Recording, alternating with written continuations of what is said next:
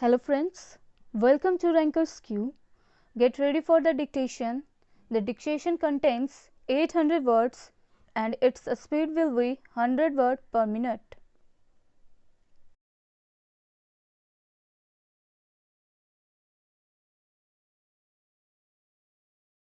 Actual disbursal during 1993-94 has exceeded the amount budgeted for the year.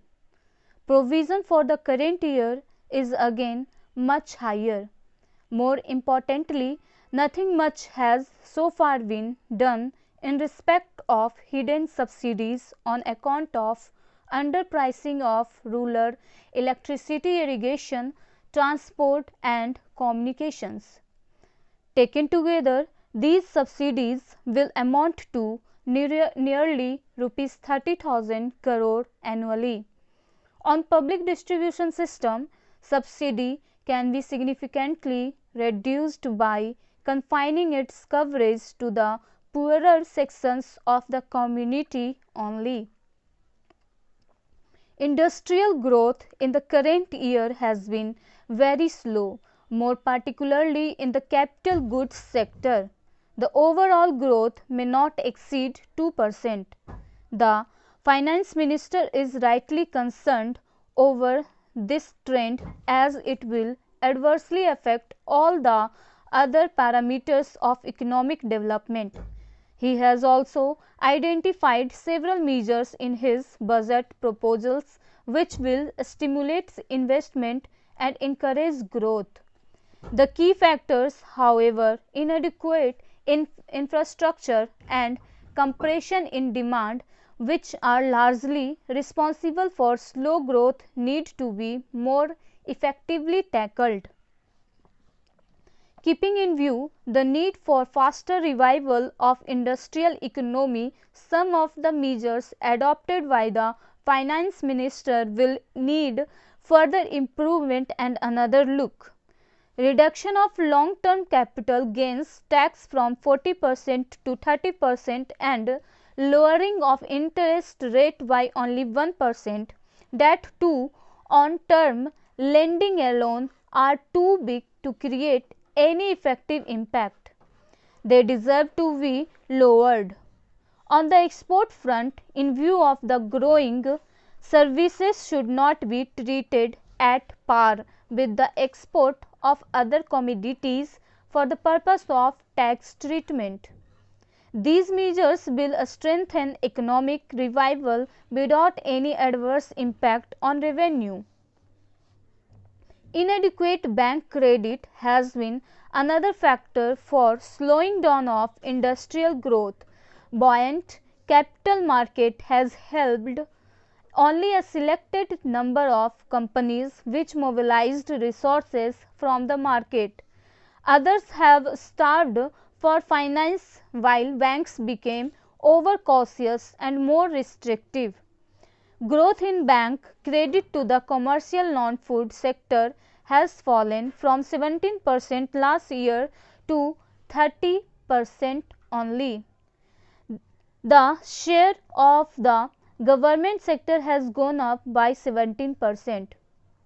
Although the economy has been done well on the external front, yet looking to the future, it is necessary to be cautious for two reasons. Import of oil will have to go up, raising the import bill very significantly.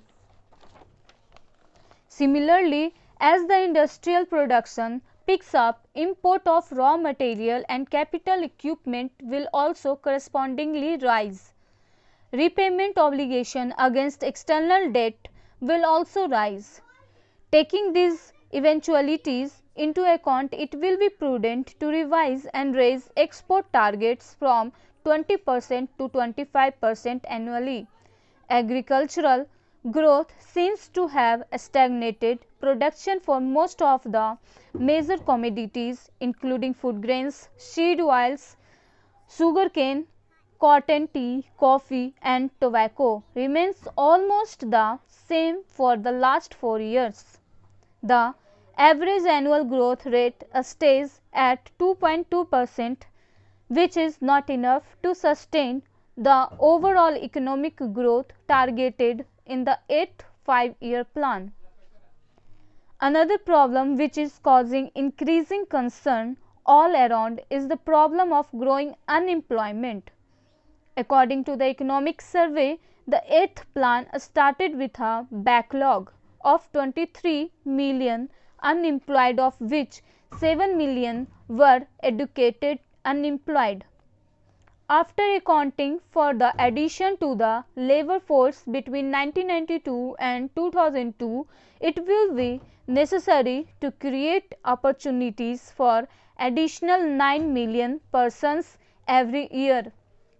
We are nowhere even near to these figures.